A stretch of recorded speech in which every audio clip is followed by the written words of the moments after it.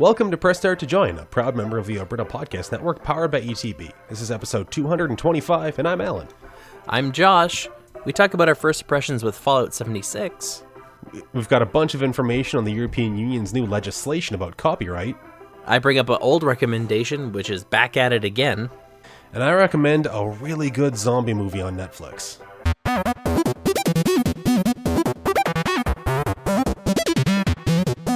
We're starting this week on a bit of a somber note. We've had to say goodbye to one of the greats. Stan Lee, one of the founders of Marvel Comics as we know it, has passed on at 95. Comics and superheroes wouldn't be what they are today without him. He used a collaborative system that was somewhat common, where writers and artists developed stories together, but he did it so successfully that it actually became known as the Marvel Method. He was a staunch advocate for equal rights, going all the way back to an editorial in 1968 that began, "Let's lay it right on the line. Bigotry and racism are among the deadliest social ills plaguing the world today." And I think we can all really appreciate the impact of those words in today's political climate. Lee also led the charge in getting the Comics Code Authority to adopt more lenient guidelines after he defied them by publishing an anti-drug message in Amazing Spider-Man. But one of his biggest contributions was flawed characters. People who were just doing their best with what they're given. It made superheroes human and relatable and easier to put ourselves in their shoes. He's left the world a richer place for having been here. Excelsior. Yeah, superheroes really needed flaws because Superman just is too perfect and hard to relate to. Yeah, absolutely. Like there's one panel that I saw going around where I don't know the context, but Spider-Man did something and then J. Jonah Jameson was like, "Oh, well, you shouldn't have gone back on your word." And Spider-Man's like, "You know what? You're right. I shouldn't have. If Cap was here, he would have done something different because he was better, but I'm just a man." Huh. And it's like, yeah, they're just men. They're just people doing the best that they could, and it made it so much more impactful rather than the paragons, the pinnacles, the people that could do no wrong. It really changed life for the better.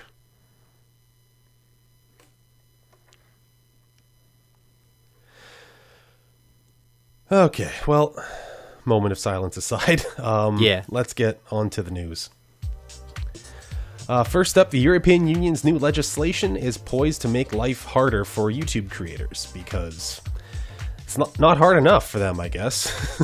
That EU sure likes to make the internet a rough place. Well, I can see the intention behind these laws is good. And I mean, on the plus side, it's more like it's an EU directive. So it's just basically saying they're putting it on the books and all the member countries have to put a law into place enforcing it within X number of years.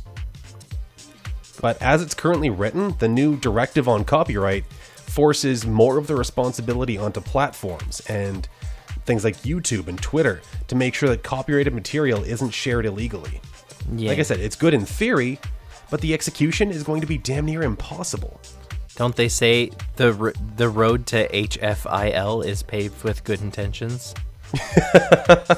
You're not wrong. Dragon Ball. So this new legislation is going to bring in large fines and penalties that are going to force platforms to actively filter and remove any content that might be copyrighted, rather than the current strategy of copyright holders submitting claims that can be contested as needed. Because the platforms will be liable for copyright violations the instant they're uploaded. Ugh. So they can't even have a system that's reviewing currently active content or people submitting strikes like they do now. They have to catch it before it's publicly available, or else they're liable for fines and penalties, which is absurd. There's no reasonable way to govern this. They're jumping to a guilty till proven innocent strategy with this whole thing. Yeah. So is YouTube just going to have like a YouTube EU that's only got like official Warner Brother clips and like the Tonight Show with Jimmy Fallon uploads and just everything else empty? Yeah, and specifically Article 13 that people are worried about blocking any kind of like memes or any commonly shared content, it's going to reopen fair use and monetization issues that have long plagued YouTubers and Let's Players globally. Yeah. YouTube has actually gone on record saying that if this passes, they're going to have to block millions of videos in the EU, including things like educational videos, music videos, including official ones, music covers, mashups, parodies, and anything that even like hints at copyrighted content, just because fair use has been such a fine line to thread that they can't risk the violations. And it really feels like all these laws are being written by people who don't even use these products. Oh, absolutely. They just hear the complaints from lobbyists and stuff. That's been one problem that I've seen a lot of in politics, is it's in general people who are largely out of touch with the issues that they're trying to legislate. And the only information that they have is from lobbyists, which is not a reasonable way to gather information. Nope. So YouTube is calling on everyone to go to youtube.com/saveyourinternet for more information on how to have your voices heard on this whole thing. And strangely enough, I'm actually on YouTube's side, which is not something I would often say easily. Like, they're not an ideal platform by any stretch of the imagination, but this legislation is broken, and it needs to be fixed before it's passed. PlayStation Network users in Chicago actually got a bad surprise this week when Sony announced that they'll be upping prices to deal with the city's 9% amusement tax. Just what? Chicago, what are you doing? Yeah, so apparently the tax has been on the books for a while to apply to things like video rentals, and was recently extended to include streaming content like Netflix. Now, other companies like Apple and Netflix, they've been fighting back, and Apple actually has a lawsuit on file with the city of Chicago, saying that the tax is unconstitutional and violates the Internet Tax Freedom Act. But Sony just kind of folded and went with it. So if you have a PlayStation Network account with a billing address in Chicago, you get to pay 9% more for all your subscriptions and rentals. Wow. Yeah, I guess Chicago's having a rough time financially and decided, let's tax streaming. Streaming's expensive, I guess. Money. Such a weird decision there. EA is also doing some weird stuff with their release date on Battlefield 5. They're taking great pains to avoid the words early access, but what they're doing is they're giving Origin and EA Access subscribers first crack at it on November 9th. And then on November 15th, everyone who bought the deluxe edition gets to play. Ugh. And then finally on November 20th, the poor little plebeians that bought the basic game get to join in a week and a half after others have been playing what is ostensibly the full game. This isn't beta. This isn't early access. Subscribers are getting the game on its release day, and people who walk into an EB Games get to wait a week and a half to play the very same game. This is gross. It's absurd. It's a ridiculous strategy, and I'm worried that people are going to cave into it because it really lends credence to your worries about digital content regressing into the days of cable TV subscriptions. Yeah. Where it's like, oh, okay, well, you got to pay this much to have the Disney movies, and you got to pay this much to play the EA games, and it's not great. Because yes, it was lucrative for the companies, but it's terrible for consumers. And just in the last decade, we're finally getting free of that whole situation, and the companies are realizing it and trying to push back. It's a bad time. This episode is brought to you by Back to School Again, a podcast about people who made the decision in midlife to return to school. It's hosted by Katrina Ingram, who talks about her experience of going back to school more than 20 years after graduating, and features conversations with a wide range of midlife learners. The podcast is made possible with the support of Norquest College in Edmonton, which recently opened an innovation studio. It's a place where business, industry, and community partners work alongside students and researchers to explore training opportunities and solutions to today's business challenges. And it includes a podcast studio, so I'm always on board for that. Learn more about Norquest at norquest.ca and check out Back to School Again at backtoschoolagain.ca. So as a lot of you might know, Fallout 76 came out. We've been tweeting about it, we've been talking about it a bit. I figured I'd just throw out my 2 cents on the first. I think I'm almost level 10, so not a ton of experience, but first impressions mini review. So first thing is, it's Fallout. It's everything that I've personally come to expect from Fallout like 3 or 4, except no human NPCs. So it feels a lot more barren than ever. But that's not necessarily a bad thing. Yeah. Because it feels like you've come late to the party, kind of literally in the intro, and no one's left, everyone's gone home, and you're almost trying to catch up and put together the pieces of what happened. It's like Fallout and a walking simulator had a baby, almost. And it's kind of an interesting hybrid, because like, the way things are presented after you get through the first chunk of just unending audio logs, it really feels like a low-stress journey of exploration and finding cool stuff to loot and or kill. Did you get through those audio logs? I didn't pay attention to all of them. I definitely listened to the ones I found, but wow, they kept on going. And then, so normally I'm a sucker for like accessing every Fallout computer and reading through every single thing. But in this case, it's like, I didn't want to sit there and read, because I can see your icon jumping around, and I'm like, look at all the fun I could be having out in the world. And I'm stuck studying. Yeah, exactly. So that they've traded off, instead of human NPCs and conversations, you've got audio logs and computers, which is nowhere near ideal. But I have not seen a single quest hub so far. And I really hope that continues to be the case, because it feels like a game where you can just kind of get some people on a team and hang out and shoot stuff and explore and loot and kind of vaguely move your way towards objectives, sure, but oh, what's over there? And check out this bandstand. Let's play instruments for a minute or two and have sure fun. Did. Like there's definitely some tweaks, some updates, some fixes that they really need, but this might become one of my favorite sandbox games just because of how chill it feels. It's you can do your own thing, but it doesn't feel like Minecraft, or like early Minecraft, where it was just like an empty Lego sandbox. It's you're in the world, and you can just like move towards objectives, go on side quests, whatever. But they're not quests. Like side quests is a bad word. Side paths. Yeah. Go whatever way you want, and it feels free. And sometimes you're wandering along, and then you're thrown into a world event, and there's a bunch of other players, and you're like, I'm a help. Yeah, but at the same time, it doesn't have...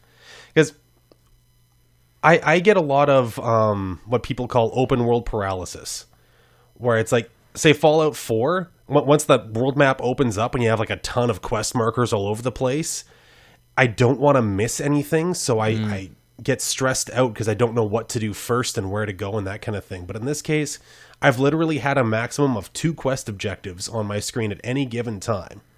And there hasn't been any like quest hub where you go there and accept like 3 dozen quests and then slowly knock them all off and go all fetch quest back and forth. I think it really relies on those world quests. Like we climbed to the top of a hill and we heard a broadcast, and then it was like, investigate the broadcast, I guess. Yeah, and I'm definitely doing that as soon as I log in after we record. Because there's minor things like that where it's like, hey, there's a cool thing over there, let's check it out, instead of, hey, I walked into Megaton and like I have to talk to a dozen people and half of them have quests for me, and then I have to go do this other thing, and then there's it. Yeah, it's not like WoW where you go to one spot, do everything, and then the last quest is go to next area. Exactly. It's more organic. It feels it's more empty, but it feels less stressed out. Yeah. The emptiness for sure. It does. I do miss that Fallout charm of the characters you run into. But oh yeah, and some players have taken it upon themselves to try to be those characters, like dressing up, putting on accents, basically playing characters in the game as ambience. But as long as you're not getting like full on griefers in your world, I think it's perfectly fine as it is with whatever and whoever decides to join. Well, when you complete a mission and stuff, you get a little. I guess they're challenges, because one of them was like kill 200 creatures. Mm-hmm. You get a little freemium currency, and if you go to the main menu, you can buy cosmetic items with it. And that's what that Atom shop is. Yeah. I was wondering about that. And I'm saving up because my next character is going to be Nuka Girl for sure, because you can buy her outfit for 1,200, and I'm at like 1,100 something. Oh man, that's awesome. So I'm definitely making Nuka Girl as my next character. It is a shame that you name your character and then it shows your player tag above your head. That was weird to me. Well, you could just go with my strategy of name your character your player tag.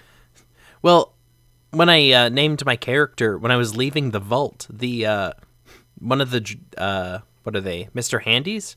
He said, good day, Mr. Muldoon. I'm like, well, they still have that file from Fallout 4.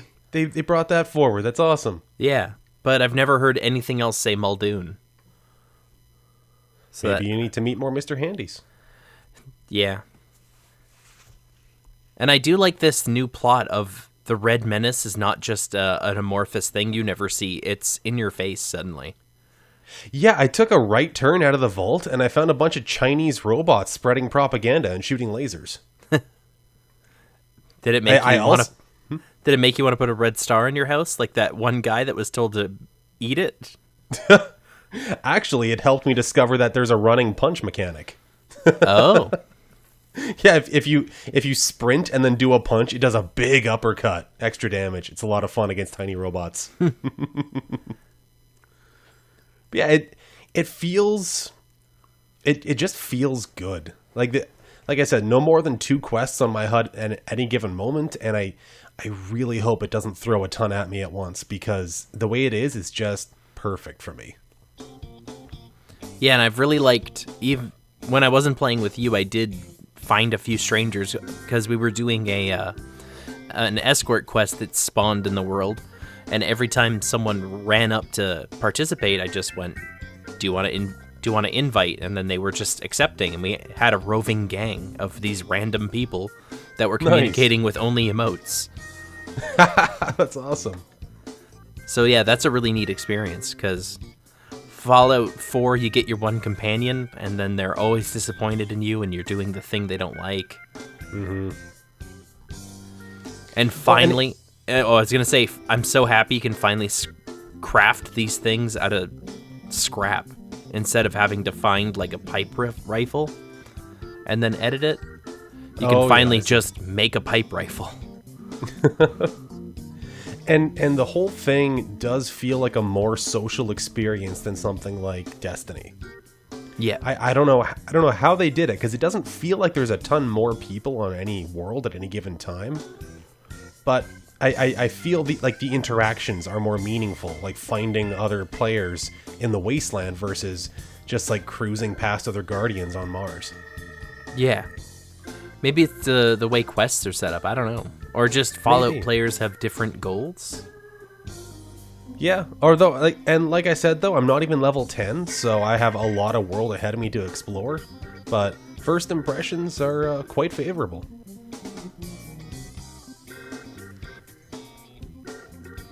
It sort of feels like they did the Fallout New Vegas thing, where they took Fallout 3, all the big popular mods, and rolled it into a new story. Mm-hmm. With the addition of being able to craft guns out of scrap and being able to see your carrying capacity when you look at a container, like it feels like they took all these quality of life mods that were popular and then rolled them into their new game and added an MMO option. Yeah. And the survival mechanics too, like the thirst and hunger, it hasn't been unreasonable so far. Like every once in a while I'll be like, oh no, I'm getting low. How much do I have to eat? And then I look at my food inventory and I have a ton. Yeah. I like no danger of going hungry. Maybe thirsty, I'll just, I don't know, try to boil some water.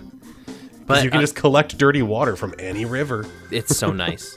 And unlike Fallout 4, you're never going to there's never going to be a point where you have to stop worrying about food, because now your food's going bad in your inventory. So it keeps that constant sort of need to be scrounging and looking. Yeah, which that's one of my favorite things. Like, I'm such a pack rat in those games. I will collect everything that I find. So Josh has to go into rooms first so he can grab what he wants, and then I'll just hoover up the rest. Well, good thing there's the pack rat perk. Yep. And I do like the change to the perk system. Is that a spoiler if we talk about the changes to the perk system? I don't think so. I think it's been somewhat publicized already. So it's the same sort of idea as Special from Fallout 4, except with this, every time you level up, you seem to open a pack of cards that have random perks. And once you level up your special characteristics, it does up your base stats, and then for each point you have another point you can allocate to one of these perk cards. And the more powerful perks, the more spots they take up. So it's a interesting balance. And then on top of that, we got our charisma up enough that we're sharing our perks with each other. Yeah. So it makes team play feel really rewarding. Like, you're actually actively helping each other's stats just by hanging out. And then when you signed off, I went to my perks thing, and I swapped out all my team bonuses for solo bonuses. Nice. And it's like, that's all you need to do. Keep moving. I dare say Bethesda made a good game. The one thing I'm excited and terrified to find is our first cryptid. Our zoological beast, or whatever you want to call it. I'm looking forward to it. Because I know Mothman, and I'm pretty sure there's a few others that I don't remember quite well that are they're native stories to West Virginia. West Virginia? Is that it? Yep. Stupid country road song. The 2 lines I know, well, 3 lines I know from Country Roads are Country Roads, West Virginia, Mountain Mama. That's it. That's the song. And then I'm not going to repeat myself, but there was a lot of cool things about the there is a amusement park featured in the game, but I covered that in Fallout history on PS2J 216. Yeah, so you can go check that out for more information on all your Fallout needs. And some you didn't know you needed. Yeah. What was it called? Camden Park. Camden Park tourism spiked after that trailer went off. I remember seeing on Twitter as well, people actually doing like photo comparisons of the set pieces from the trailer versus real world. And it's pretty spot on. So, like we said in the beginning, the Alberta Podcast Network's powered by ATB, and ATB's the kind of bank that really lines up with how we want to bank, Alan. Oh, yeah? So, they have an all-new digital bank account, and the best part is there's basically no fees as long as you're doing it digitally. Which I mean, I do no other kind of banking, so that does really work. Yeah, that's exactly what we're looking for, so... It's even better because we'll earn interest on higher balances. Nice. So, more money. Yeah, and you can always check out atb.com/listen for all the cool things that ATB's doing. Perfect. So with that, I do believe we're on to the tidbits of the week.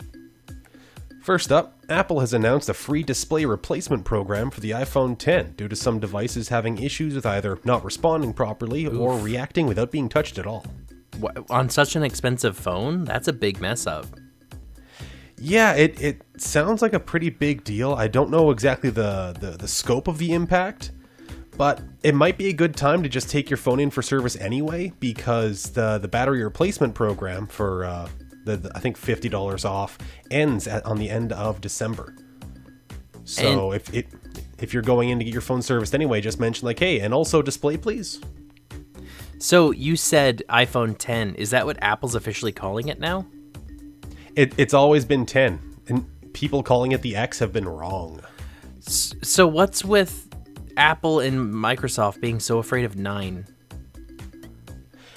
Well, we might still see 9 next year, but the 10 was for the 10th anniversary of the iPhone. Okay. Because, the iPhone's numbering has never been 100% solid, because I think it went iPhone, and then iPhone 3, and then there might have been a 3GS, I can't remember, and then 4, 4S, 5, 5S, etc., etc. And then so they kept going like number and then S in the next year, and then we got the 10 and the 8 last year, and then this year we've got the 10S and the 8S. So next year we're due for the 9 and the 11, I guess? Well, one prediction I've heard from a lot of tech journalists from the tech podcast I listen to is they did this weird thing going from number 8 to the X and calling it 10 to get people ready for the change, where they're going to start just calling it iPhone and then the year number. So like cars, they can incrementally upgrade, and people don't seem to be so upset when like the 2019 is better than the 2018. It's like, well, it's a new year. They added a few things. So they're getting away from the flat numbers and turning it to a yeared system, which makes sense to me if they're making a new phone every year. Yeah, and honestly, they've already gone that way with the iPads and with the computer lines. Because if you see a MacBook Pro, like, okay, well, what year? Because I went from a MacBook Pro 2012 to 2017, and it's like there's no numbers in there. It's all MacBook Pro. Yeah, that makes sense if they did that. Yeah, like iPads, there used to be like iPad and then number, and then there was iPad Air. It's just iPad now. So this conversation will be like ancient dust, and it'll be like, so what do you got? It's like the iPhone 2020. It's like, get the 2023, bro. What are you doing? Isn't that crazy? Actually, that's going to happen someday. Yeah. I mean, like, yeah, the year 2023 will hopefully happen in about 5 years, 4 years. Fingers crossed. I don't have a lot to say about this one, but season 13 of It's Always Sunny in Philadelphia, the finale was beautiful. Oh, I just started. I actually, I stress bought it, and I just started it. It's you have something wonderful to look forward to. Amazing. Well, I think I watched the last episode I saw was the escape room, I think. Okay, so you got a few more to go. I mean, they're all fantastic. Oh yeah, episodes, it's Always Sunny. They're all going to be great. Exactly, but the finale of this season, it wraps up an arc that you almost don't notice it's happening until it's finished. Okay. Well, I've seen the show quite a few times, so I'm really intrigued now. Yeah. Well, okay, you might have seen the arc, but it's probably not as subtle as I'm letting on, but there's definitely pieces to it that don't necessarily feel like world building until they are. So Mac got absolutely shredded because the season previous he gained a whole bunch of weight, and then he gained 60 pounds just like as a joke. He's like, wouldn't it be funny if Mac got fat, gained 60 pounds for a season, and then next season completely shredded? Yeah, like. And he like makes a point of it, and people are like, but Dennis is the hot one. It is interesting that Mac, the actor, I suppose, not Mac himself, is getting his arm tattoos removed because they're like half gone through laser tattoo removal. Oh, I hadn't noticed. Yeah, I was in the one episode. They do a lot of side shots, and his eagle tattoo is like half gone. Well, I mean, good on him for making himself look the way that he feels that he should. Yeah, I always 100% support that. But it's so painful. And I guess maybe since they did look old, maybe they're easier to get rid of when they're faded. Yeah, I don't know, because I remember reading about tattoo removal, and it's like, because what happens is with tattoos, the ink gets captured by cells that are isolating it from the rest of your body. Okay. So tattoo removal has to actively destroy those cells and then destroy the ink before it gets recaptured by other cells. Interesting. Yeah, it's a weird process. It's come a long way, though. I think they can do it without much scarring nowadays, so that's kind of cool. Yeah, I'm used to seeing cover-ups. Mm-hmm. Because it's like, well, take a ugly medium-sized tattoo and get a beautiful large one. Win-win. Yeah, exactly. Well, on that note, on to more news. The Detective Pikachu trailer came out, and it actually looks really good. I know. Why? What's going on You watched with that? it too? Yeah. And it's like, Pokemon Company, you've realized that everyone who loves Pokemon is also disillusioned 30-somethings now. But fun fact about that whole movie, the realistic Pokemon art by R.J. Palmer that you might have actually seen passed around online a few years back. From DeviantArt? That guy? Yeah. Led to the artist being hired to work on the movie. Oh, wow. That's awesome. Yeah, I guess the film's production designer Googled realistic Pokemon and hired Palmer to work on a bunch of the Pokemon designs for the movie. Which is, it's so cool that people are being hired because of fan art. I saw another thing that was a character modeler for Spyro Reignited got a job from fan models and fan art of Spyro and characters. And yeah. so it's so cool that the people that were showcasing their love so long ago are getting to work on the actual properties themselves. Love it. That's so inspiring. Mm-hmm. And now before we get to recommendations, it's that time where we ask you to rate and review us on iTunes or whatever podcast app you're listening to us on. All of it just helps with visibility, helps us get into more ears, and just showcases how much you love us and how popular we really are. And humble, also modest. Totally. And if you want to let us know how humble, modest, and gracious, amazing? Yeah, we're on all the social media we pay attention to. Yeah. Instagram, Twitter, and then there's Facebook as well, but that pretty much catches our auto post. Yeah, Facebook is definitely like a 5th or 6th class citizen when it comes to social media for us.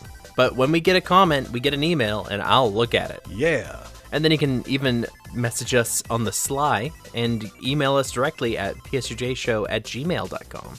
Sorry, quick aside. Did you actually mention we're at PS2J Show on social media? No. I think you just mentioned the social media. We're at PS2J Show on those social media, and it's been a long day, so there's no editing. Oh, okay. That's the behind the curtain for you guys. Whoops. You're welcome.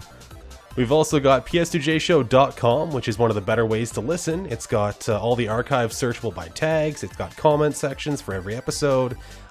Notes. If we talk about links, it's always in the episode descriptions over there.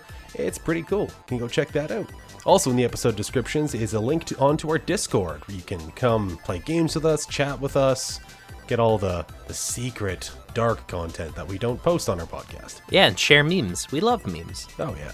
And also, quick reminder to everybody, December 1st will be our last episode of the year. We're taking December off as a break, so we will, after that episode, see you in 2019. Completely refreshed. Woo. Make note of that. January. See you all in January. As always, a big thank you to the Alberta Podcast Network, without whom a lot of what we do would not be possible. You can check out them, along with all the other podcasts in the network, at albertapodcastnetwork.com. And thanks to Kevin MacLeod for making all the music we use in these episodes. You can find him at incomptech.com. He's the soundtrack of the internet. So, on to recommendations. Josh, what do you got for us? Mine's a sort of a recommendation refresher, because they're back at it again. Back at it again at Krispy Kreme. Oh man, he must have been fired that first day. Oh, I'm sure. If you don't know what we're talking about, get some Vine knowledge. It's not worth explaining because it's too dumb. It's a 6-second video. It takes us longer to explain it than just Google it. Star Wars Minute is doing Force Awakens as of the beginning of this week, so I was enjoying it. Ooh. And yeah, it hits a lot of different beats, because one funny thing they brought up is, regardless of people who fight over release order or episode order, Force Awakens is always 7th. This is true. Unless you do machete order, and then it is 6th. Yeah, they actually mentioned that. They're like, and you machete order people, just do your own thing. You obviously don't. You obviously don't care. Clearly. And they've hit the ground running, and they're back up doing everything. It sounds just like they never took a break. And I unfortunately can't support them on Patreon because I can't support everyone, even though I wish I could. Mm-hmm. So I missed out on a lot of their special content. That's too bad. So anywhere you hear podcasts, just search Star Wars Minute and you'll probably find them. Nice. And my recommendation this week is for a movie on Netflix called Train to Busan. Nice. It is, now, I will front load this saying it's a Korean movie with subtitles, so if you're not a fan of subtitles, which I totally get, then it might not be for you. It's a great zombie movie with a really unexpected amount of heart to it. And it does a fantastic job of embracing how zombie movies aren't about zombies. They're about human nature under fire. Yeah. And also this movie, it does probably one of the best jobs I've seen in making the zombie hordes inhuman and swarming. And the way that they pile over each other to get at people is it's so unnerving. Yeah. It really makes them monsters. Yeah, exactly. And it's such a good movie. And I know, Josh, you told me to watch it, I don't know, years ago. I just now watched it on Halloween. You were in a spooky mood. Good. At least you finally saw it. I did that and Nightmare on Elm Street for the first time, which is also a really good movie. Someone should talk about that.